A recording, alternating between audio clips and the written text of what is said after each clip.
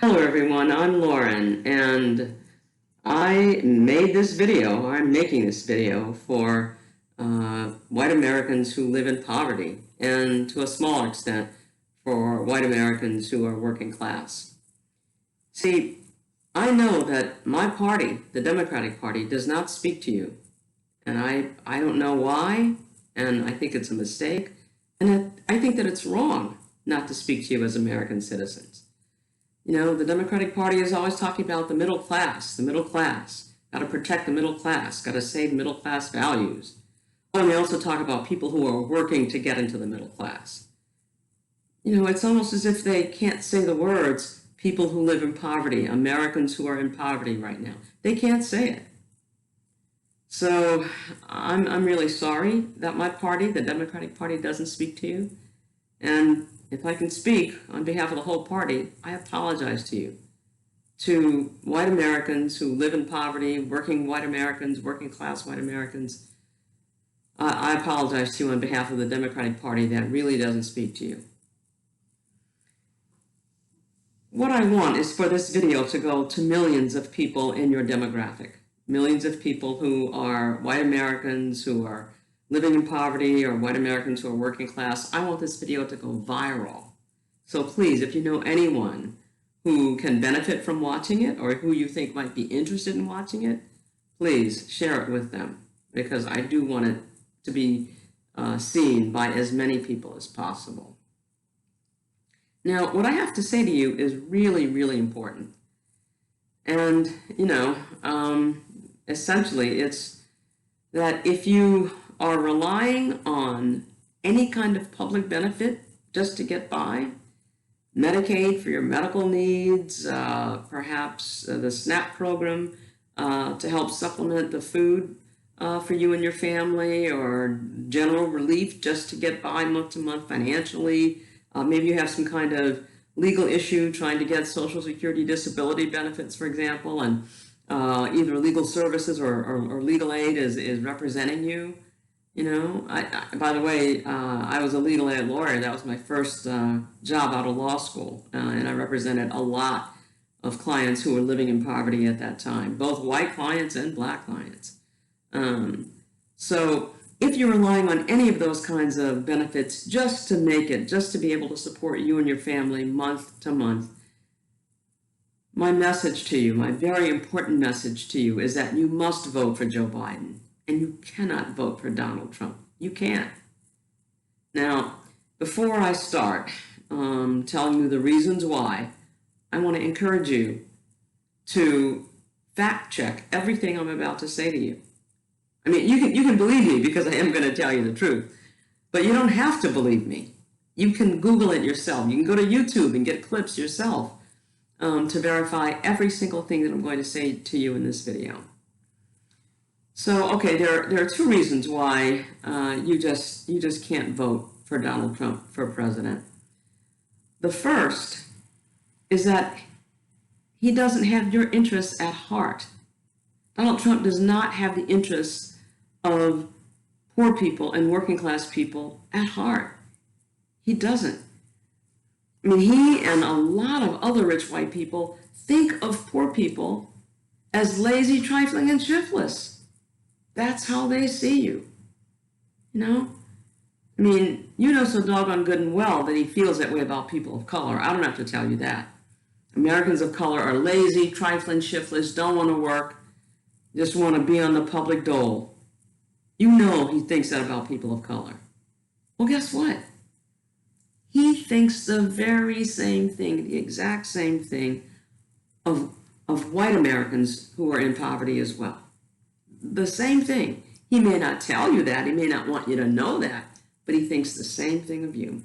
They think that there are makers and takers, as I think it was Paul Ryan, the Republican former Speaker of the House, once said. They're makers and takers, and the makers are the rich folks who, in their minds, make everything in this country, although we know better. We know that it's working people who really hold this country together. But anyway, in their minds, it's makers and takers, and everybody who lives in poverty, and even working class people in their minds, are takers.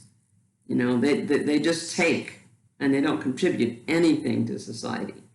The stereotype is that people who live in poverty live in trailers or in, projects, looking at big screen TVs all day, using their food stamps to buy lobster and liquor. People who don't want to work, that's the image that Donald Trump and a lot of rich people have of people who live in poverty. They just don't understand that most people who live in poverty work really hard, sometimes 2 and 3, minimum wage jobs, just to support their families, just to make ends meet.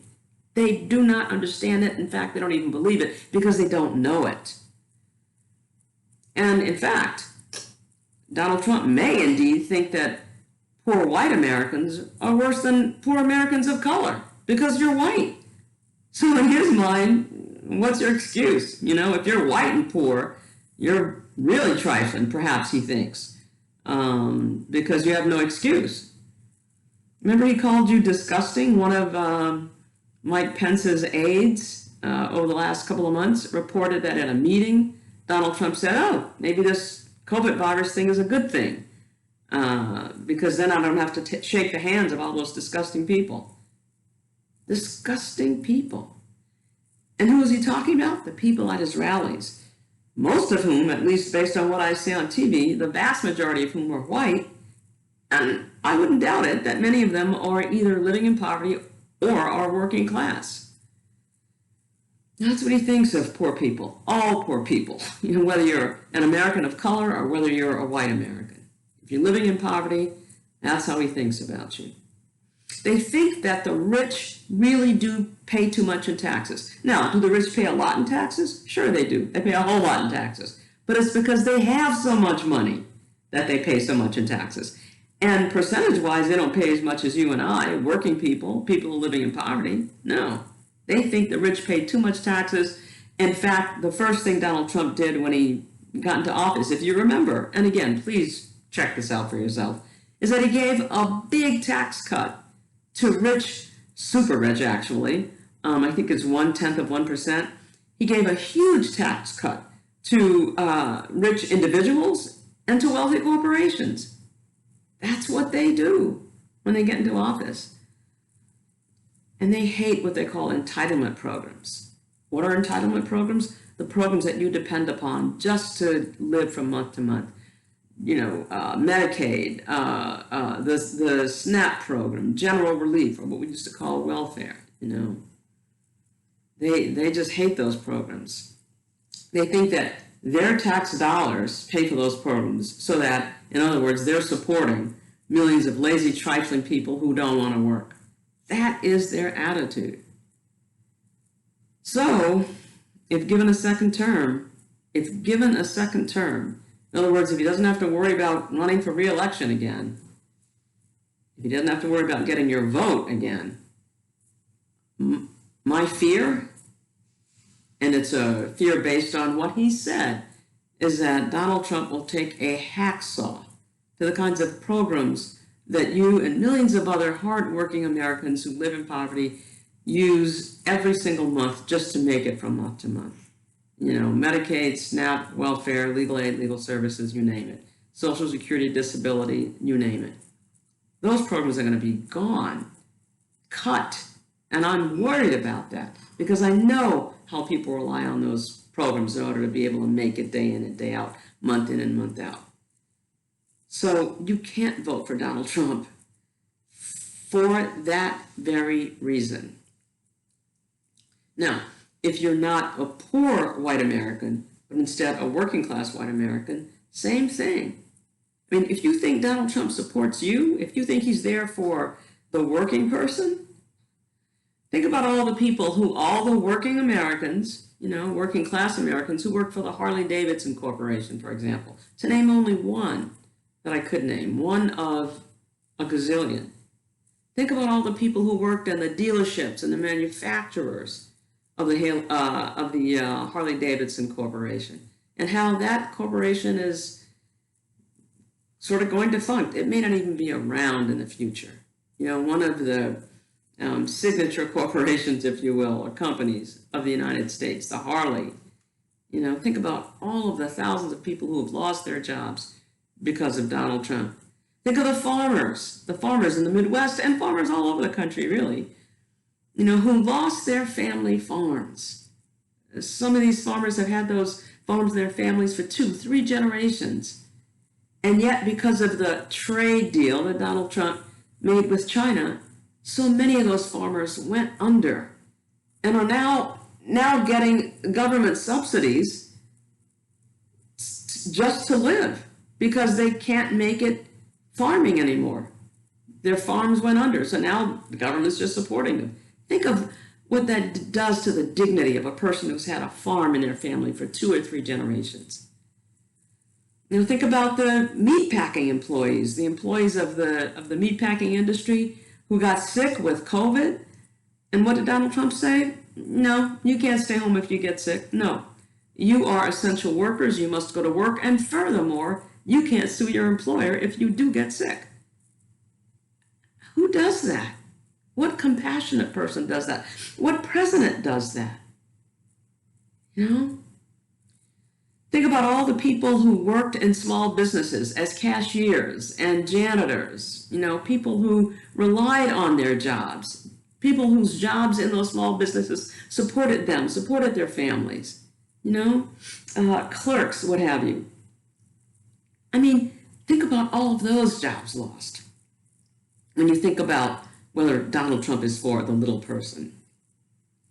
And there's so many other examples I could cite, so many other examples of what Donald Trump has done over the last 4 years that shows beyond any question that he has no loyalty toward working class people. Not only does he have no loyalty, he has no respect for them. He feels that if you didn't make it, if you're not in the upper class, that's because you're lazy, trifling, and shiftless.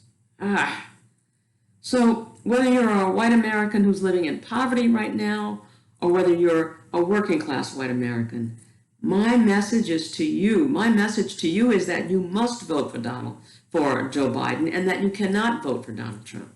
It's as simple as that. It's as simple as that. All right, now remember at the beginning of the tape I told you that there are 2 reasons why you can't vote for Donald Trump? Okay, here's the second. In a nutshell, we can't trust him.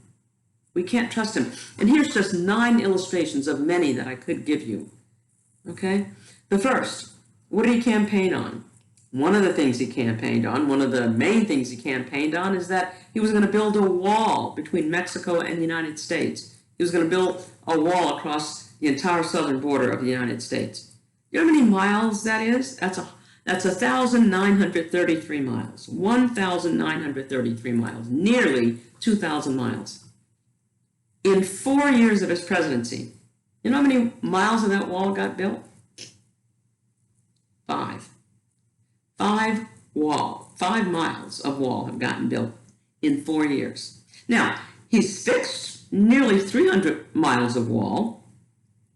Donald Trump has repaired 295 miles of the wall that already existed when Barack Obama was president. But he's built a total of 5 miles of wall. Remember the video footage of him walking around inspecting the wall? It was all hype. 5 miles. That's what he built. Okay, so now number 2. Who is going to pay for the wall? Remember that? Index finger behind the ear. And who's going to pay for the wall? Remember that one? What was the refrain? What was the answer? Yeah, of course, Mexico. Mexico is going to pay for the wall. Oh, he said that Mexico was going to pay for the wall and he wouldn't even know it, or that, he would, have some kind of way to, in a sense, twist their arms so that they'd have to pay for the wall. Well, guess what? The president of Mexico said, and this is a quote, "I'm not paying for that blank wall."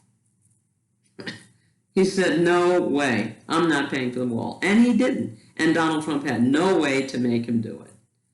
So who paid for the wall? You and I. You and I wound up paying for the wall through our tax dollars. But they weren't tax dollars in the general American treasury. No. They were tax dollars that had been allotted to the military to our fighting young men and women, our young men and women in the military. That's who we took that money from to build those 5 miles of wall. Number 3, the caravans of leprosy. Remember that? Remember, there are caravans of leprosy coming into the United States. Remember? Fox News had reporters sitting up on those tall directors' chairs at the border, just waiting for the caravans of people carrying leprosy who are coming to the United States. You ever ask yourself what happened to that? What ever happened to that? No, you haven't heard one word about it, right? Have you heard about one American hospital, the emergency room of one American hospital overflowing with leprosy patients? No. Have you heard of one leprosy case in the United States? Just one. My guess is that you haven't. Why not? Because it wasn't real. It was never real. The whole thing was a hype. Lies. You just can't believe the things that come out of his mouth, folks. Can't trust him. Number 4, Hillary's emails. What about that? You ever ask yourself, what happened to that lately? You didn't hear anything about it after several months, right? The reason is that after a very lengthy and a very expensive investigation, an investigation that our tax dollars paid for, they found nothing. 0. This is what they found. 0. And so what did they do? What did the Justice Department investigators do? They very quietly closed that case. But you didn't hear about that. You didn't hear about them folding the case, just closing it up because they didn't find anything. So, that's yet another example of not being able to trust the stuff that comes out of Donald Trump's mouth. He just makes up on the fly. When did they tell you that that investigation into Hillary's email was closed? They didn't. All right, moving along. Number 5, the unmasking investigation. Remember that? The unmasking probe? The probe into Donald Trump's allegations that Barack Obama's administration spied on his campaign. Whatever happened to that investigation? You ever ask yourself, whatever happened to that? I never heard anything about it after a while. Well, you know why? Because once again, the Justice Department investigators, Donald Trump's investigators, these people are in his administration. They're not in some Democrat's administration. They all work for him. They didn't find a thing. They closed the investigation very, very quietly and didn't tell you anything about it, right? Not a thing. Number 6, birtherism. I know you remember that. Man, Donald Trump ran on birtherism. Barack Obama was not born in the United States. He was born in Kenya. Therefore, he is not a United States citizen. And therefore, he was an illegitimate president. He hammered that one home. He even said, if you remember, I have a team of people in Hawaii. They're investigating that whole thing, and wait till you see what they come up with. Wait till you see what my investigators in Hawaii have uncovered. You're going to be shocked. Remember that? Why didn't you hear about what happened when those investigators came back from Hawaii? Why? Because there were no investigators in Hawaii. Donald Trump never sent anybody to Hawaii to investigate Barack Obama's birth certificate. Never. It never happened. And finally, and you may remember this too, he finally admitted, well, yeah, he was born in the United States. And then he went on to say, but I was the one that made him, come forth with his long birth certificate. I was the one that made him do that. But he knew when he was making that allegation that Barack Obama was an American citizen. He knew it. He was just playing you, playing the American people, playing us like a fiddle. Oh my gosh. Number 7, voter fraud. In 2016, according to Donald Trump, Hillary Clinton got 2.8 million more votes than he did because there was massive voter fraud. If it weren't for the voter fraud that happened in 2016, he would have gotten more popular votes than Hillary Clinton did. So there was an investigation of that at our expense once again. The money that's been wasted is amazing. And what happened? Again, this is what happened. Nothing. Nothing happened. No voter fraud was found. No widespread voter fraud. Nothing that could have changed the election. Hillary Clinton got 2.8 million more votes than he did because 2.8 million more people voted for her than voted for him. No voter fraud. That investigation closed very quietly. You didn't hear about it on Fox, I'm sure. Number 8. Remember he ran on the promise of repealing Obamacare? We're going to repeal Obamacare. Remember that? He's had 4 years in office. 4 years. Obamacare is still the law of the land. He did not repeal it. And in fact, after a while, after Republicans were saying, we got to repeal Obamacare, they realized, that's not so smart. Because something like 23 million Americans rely on Obamacare for their medical needs, for their medical insurance. And so they said, well, let's say repeal and replace. Let's use that line. So that's what they started saying. We're going to repeal and replace Obamacare. We're going to repeal and replace Obamacare. 4 years later, not done. Not done. You know, I mean, for the first 2 years, Donald Trump had a Republican-controlled House of Representatives and a Republican-controlled Senate. He had it all. They had the House, the Senate, and the White House. Couldn't get it done. Didn't get it done. So, you know, it's a bad situation because now with COVID, hundreds of thousands of Americans, literally hundreds of thousands of Americans, are going to be left with perhaps permanent health issues because they have the COVID virus. And those health issues are going to be labeled pre-existing conditions. And right now, as I make this video, Donald Trump and I think 18 Republican governors are in court. They're in the Supreme Court asking the court to strike down Obamacare on the grounds that it's unconstitutional. Nothing could be farther from the truth. And this is in the middle of a pandemic, my friends, in the middle of a pandemic that they're doing that.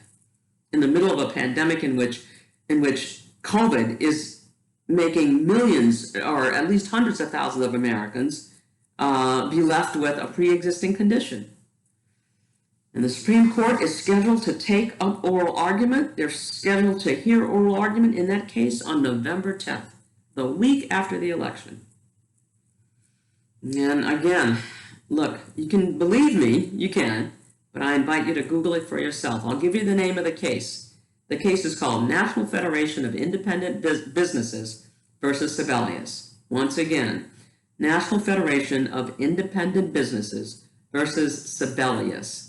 S as in Sally, E, B as in baby, E-L-I-U-S.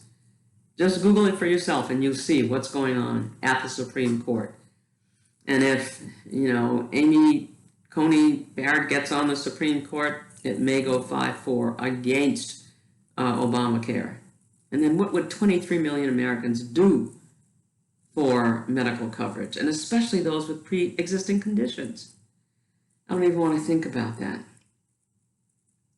So, you know, another 4 years of Donald Trump in one way or another. Obamacare and with it protection for pre-existing conditions will be going away. Now, I've saved the ninth and last thing for last. The ninth and most important thing for last. And that is how Donald Trump has handled this pandemic. First thing he said is, look, Obama left the national stockpiles of PPEs just decimated, depleted. All the supplies were depleted. There were no PPEs when I came in. All the cupboards, all the closets were depleted. I'm using cupboards and closets figuratively, of course. But the pandemic hit in his third year in office, his third year. He had been in office for 3 years when that pandemic hit. If the coffers were depleted, why didn't he fill them up? Why didn't he fill up the stockpile in the first 3 years that he was in office? Remember, he said that the virus was a political hoax. It was all a Democratic political hoax to make him look bad. Then one of the next things you heard him say is, we're going to have a vaccine for it. Vaccine is coming. Therapeutics are coming so that if you do get sick, you know, we'll be able to cure it. Remember that? Well, the question is, if the virus was a Democratic hoax, why do you need a vaccine? Why do you need therapeutics, right? Remember? And then he talked about hydrochloroquine as being some kind of cure or something that helps exponentially, if you do get the virus. He didn't get that when he was in the hospital. You never heard him talk about it when he came out of the hospital. He talked about having gotten remdesivir and some other drug, but not hydrochloroquine, but boy, he pushed that for a long time. After medical professionals told him that it was dangerous for him to do that. You just can't trust what comes out of his mouth. So, I say this. If you want to be sure that you have protection for pre-existing conditions after the election, if you want to at least maximize the possibility that that kind of protection won't be gotten rid of, you have to vote for Joe Biden, and you cannot vote for Donald Trump. All right. So let me start winding up and basically tell you that I'd like you to think about the fact that we have in the United States 4% of the world's population, 4% of the population of planet Earth. And yet we have nearly a quarter, nearly 25% of the COVID cases on the planet. And that's because of Donald Trump's handling of the virus. What was that handling? He didn't have a national plan, never came up with a national plan, never developed it, never wanted to do it. He let the states run with it. Every state is on their own. They do it whatever they want. So we had 50 different ways of handling it, 50 different plans, if you will, for how to handle the virus. And as a result, 220,000 Americans have lost their lives. 220,000 Americans. Our loved ones, our family members, our mothers, our fathers, our sisters, our brothers, our neighbors and friends. These are human lives we're talking about, my friends, human lives. And yet he has no disregard. He has no regard for them. Remember what he said? They're dying. It is what it is. And then he went on to say, but that doesn't mean that we're not doing everything we can. Well, he didn't do everything that he could. But just the words, they're dying. It is what it is. No matter what else came after those words, that tells you very clearly that he has a total disregard for human life. Donald Trump refuses to follow science with regard to how to get us out of this pandemic, but yet it's science that got us, past diphtheria and that cured polio and cholera. It's science that allows people with HIV to live basically a full lifetime now. It's science that got us out of all of those things, that gave us, vaccines for all kinds of illnesses, that, basically dealt with pneumonia in a way that allows most people to now survive it. It was science. But Donald Trump doesn't trust science. Remember, he said it not long ago. Science doesn't know. Remember that? So, I don't know. He lies uncontrollably. I think it's a personality disorder. And as a result, we're not able to trust him. But don't you want to trust your president? Don't you want the person in the Oval Office to be someone whose word you can take on its face? Don't you want foreign leaders to be able to trust our president? Don't you want the people of the world to be able to trust our president? I mean, I don't know what to say, what more to say about those two reasons for not voting for Donald Trump. There is one other thing I'd like to touch on, though, briefly, and that is climate change, the environment. Probably our most pressing issue. The planet, the health of the planet that we leave for our children, our grandchildren, and their children. I mean, if given another term, Donald Trump will harm our environment, perhaps beyond repair. I hope and pray not, but who knows? I mean, that's a whole other nightmare that I won't even get into right now because I got to come to an end. I don't want to lose your attention. But, suffice it to say that in his first term, he green-lighted being able to dump toxic waste into mountain streams. He sold hundreds of thousands, perhaps millions of acres of our public land for private use. Imagine what it'll do if he had 4 more years. So, all I can say is that, number one, because he does not have the interests of poor people and working people at heart, to say the least. He basically despises poor and working class people, including poor and working class white Americans. Number two, because we cannot trust anything that he said. He's broken his word to us time and time again.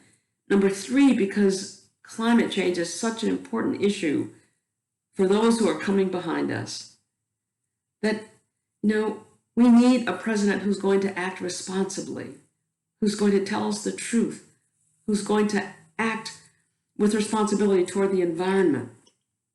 So think about your vote, please.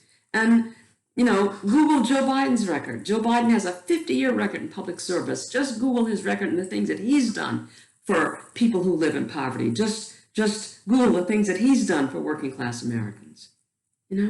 Whether it be Social Security disability, healthcare, workers' rights, small business owners, education, the environment, you name it. Just Google the things that Joe Biden has done in 50 years, and then Google the things that Donald Trump has done in all those areas in only 4 years.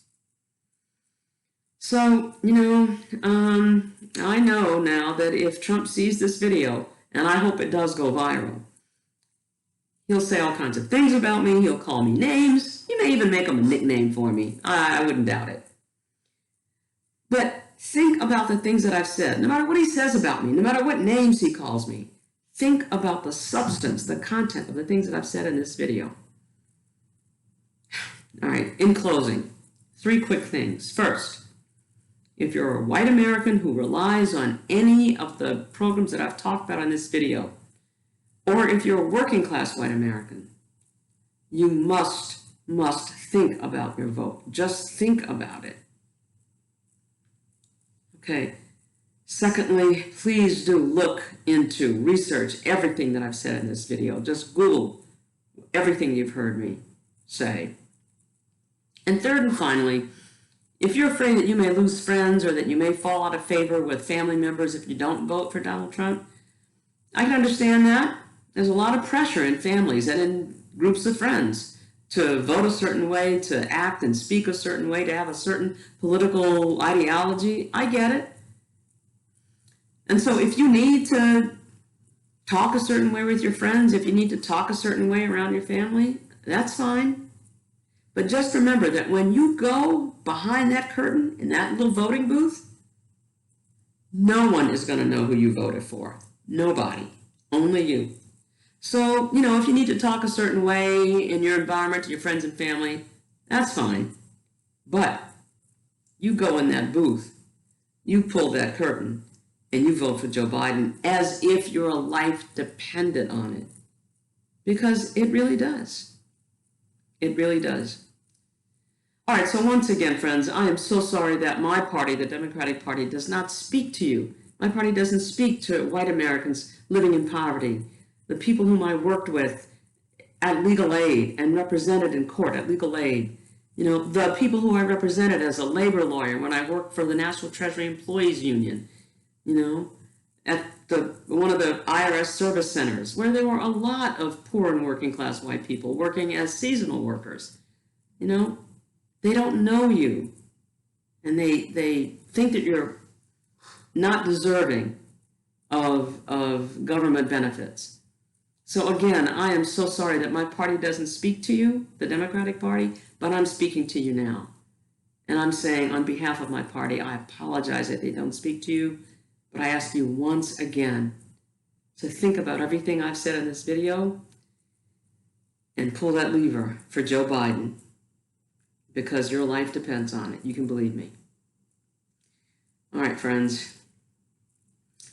White Americans living in poverty, white Americans who are working class, I hope you heard me. Take care. Lauren out.